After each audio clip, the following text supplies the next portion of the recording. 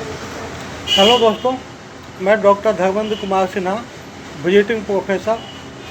आज मैं आप लोगों से चंद थॉट शेयर करने जा रहा हूँ। मित्रों, मनुष्य में एक प्रवृत्ति पाई जाती है जिसे मनोविज्ञान में प्रोक्रेस्टिनेशन अर्थात टाल मटोल की आदत कहते हैं। हम तब तक कोई काम नहीं करते जब तक कि बाह्य एवं आंतरिक परिस्थितियाँ हमें विवश नहीं करें।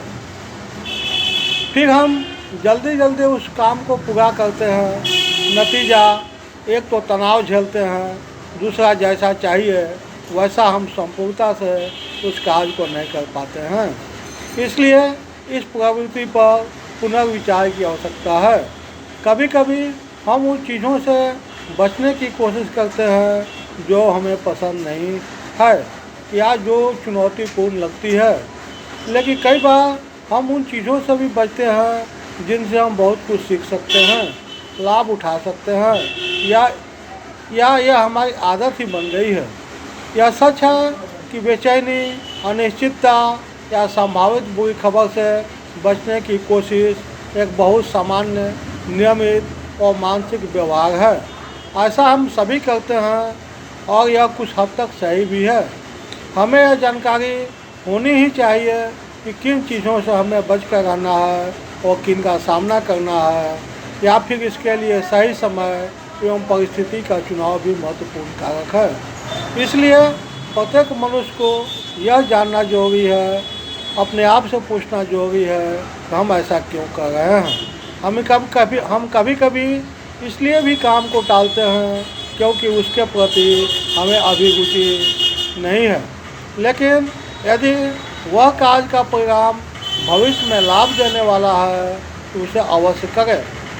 कभी कभी कार्य के प्रति संभावित खतरा तथा अभी तक हमने ऐसा नहीं किया है, इसलिए भी हम काम को टालते हैं, जबकि बिना रिस्क के जीवन में कुछ भी हासिल नहीं होता है।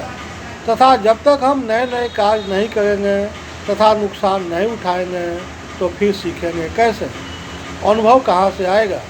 आप जिस कार्य को आसानी से कर पा रहे होंगे वह भी कभी आपके लिए नया ही होगा तथा उसमें भी खतरे की संभावना, नई चुनौतियां रही होंगी।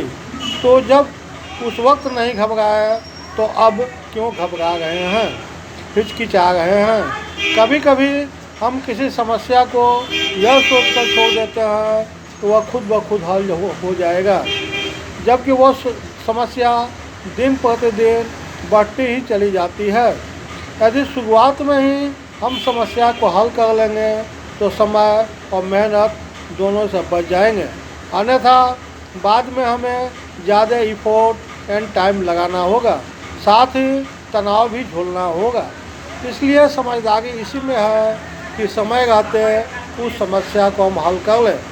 कभी कभी समस्या को हल करने में जितना ऊर्जा नहीं लगता है, बल्कि उससे कहीं ज़्यादा ऊर्जा उससे बचने एवं टालने में लगता है तथा एक अनिश्चित भय, आशंका रात दिन पीछा करती रहती है सो अलग से। इसलिए यह पुनर्विचार आपको करना है कि किस चीज़ की अनदेखी करना है आपके विकास, संपूर्णता पाने या सहज होने से रोक रहा है, आपका सुख, चैन, नींद छीन रहा है, तो उसका सामना करना ही उचित कदम होगा। कभी कभी ऐसा भी होता है हम अपनी क्षमता से ज़्यादा का लक्ष्य बांध लेते हैं या किसी से ऐसा कमिटमेंट कर बैठते हैं जो हमारे बस की बात नहीं होती, लेकिन सिर्फ इसलिए कि सामने वाला बुरा मान जाएगा हम ना नहीं कहते। बाद में हम उसे पीछा छुड़ाने के लिए भागते फिरते हैं। इसलिए बिना किसी हिचकिचाहट के ना कहने की साहस प्रदर्शित करें तथा भविष्य में सिर्फ वही वादा करें जिसे आप आसानी से पूरा कर सकते हैं तथा पहले अपनी प्राथमिकता को वरीयता के आधार पर ही दूसरे को समय एवं वादा दें, अन्यथा आपके लिए यह घाटे का सौदा होगा, क्योंकि जब भी आपका दूसरे से ना कहना ही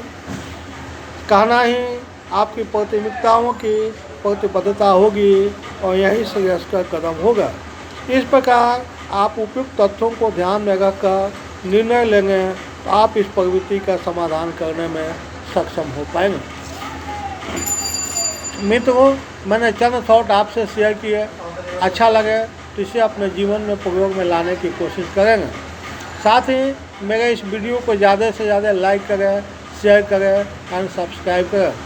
मित्रों, मैंने यूट्यूब पर 100 से ज़्यादा वीडियो डाला है जो आपके जीवन के विभिन्न समस्याओं का समाधान करने में सक्षम है। आप उस वीडियो को देखें, उससे लाभ उठाएं। अंत में आपने मुझको समय दिया, मेरे विचारों को सुना, इसके लिए so many thanks to you.